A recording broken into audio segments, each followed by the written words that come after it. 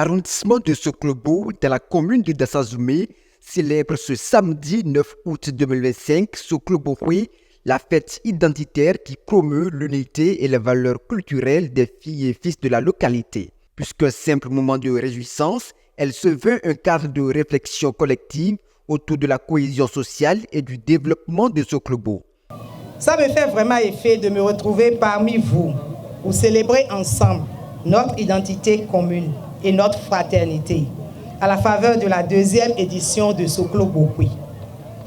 Les présentes retrouvailles identitaires et fraternelles constituent le témoignage éclatant de notre histoire partagée, et d'elle Lamaïk Bokwe l'a précisé tout à l'heure, et surtout le point de départ d'une dynamique collective portée par la fraternité et le vivre ensemble, la solidarité et l'engagement de chacun au service de notre avenir commun. Permettez-moi d'adresser mes sincères félicitations et mes remerciements à tous ceux et celles qui, par leur initiative, leur créativité et leur détermination, ont fait naître et grandir cette belle célébration.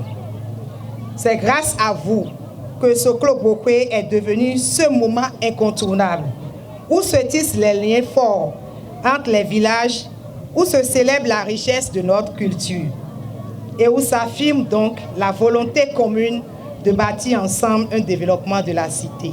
Parmi les invités de marque ayant honoré cette édition par leur présence, Bertin Tameyon, cadre politique engagé de Savanou et membre du parti de l'Union progressiste Le Renouveau.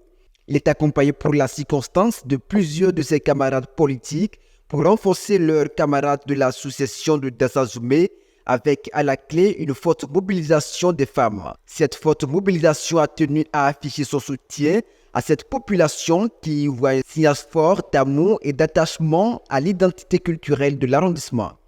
C'est une très bonne chose. Une très bonne chose et je suis venu par solidarité avant tout.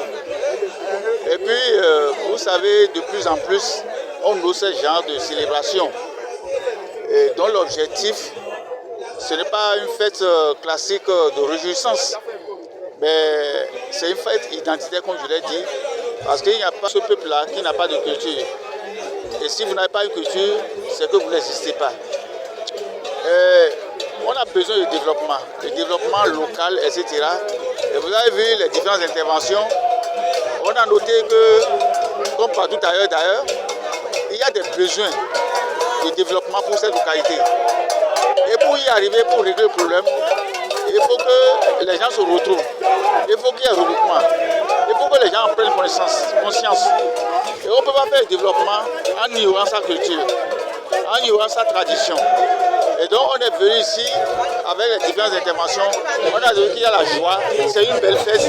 Mais en même temps, il y a eu expression et rappel de ces besoins-là. Et les dispositions, les stratégies pour apporter les solutions qui conviennent pour combler ces lacunes. Représenté, le préfet des collines a salué l'initiative et invite les fils de l'arrondissement à plus d'engagement. Plusieurs autorités, par ailleurs, parmi lesquelles figurent Janvier Obagou, premier adjoint au maire Olusegun Adjenda, Lionel Tiopo ici, n'ont manqué de dire leurs félicitations pour l'initiative et appellent à sa pérennisation.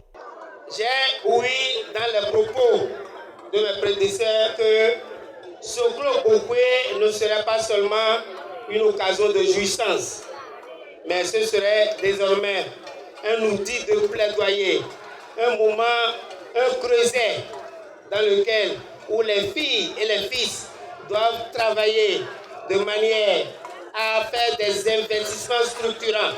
Ils ont parlé du marché, ils ont parlé des carnivaux, ils ont parlé de stades, ils ont parlé de la construction de tribunes.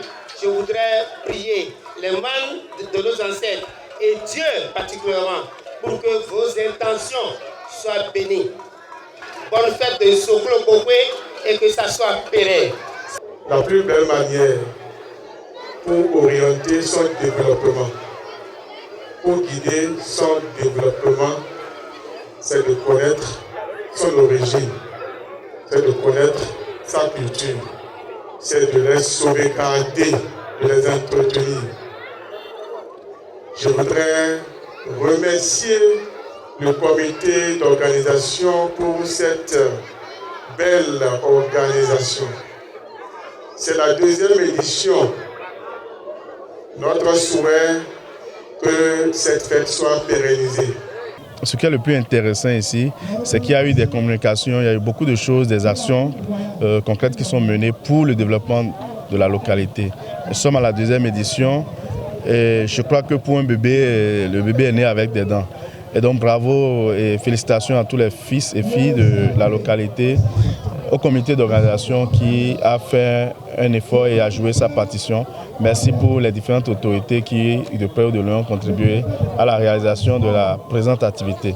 De ces genres d'initiatives, nous en avons besoin pour parler d'une seule voix, pour parler du développement.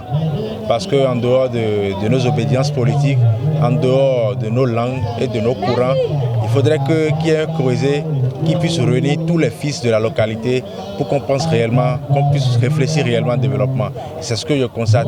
Et quand vous attendez les discours qui sont tenus sur place, on sent qu'il y a une sincérité, qu'il y a une volonté de faire changer les choses. Une ambiance festive marquée par des moments traditionnels, des chants et des retrouvailles fraternelles, les discours ont rappelé l'importance pour chaque génération de contribuer à l'essor de Soklobo. Soklobo entend réaffirmer ainsi son rôle de ciment social et de tremplin vers un avenir plus structuré, porté par la fierté identitaire et la volonté d'agir ensemble, une idée soutenue par le groupe solidaire de l'UPR Savalou et Dassa.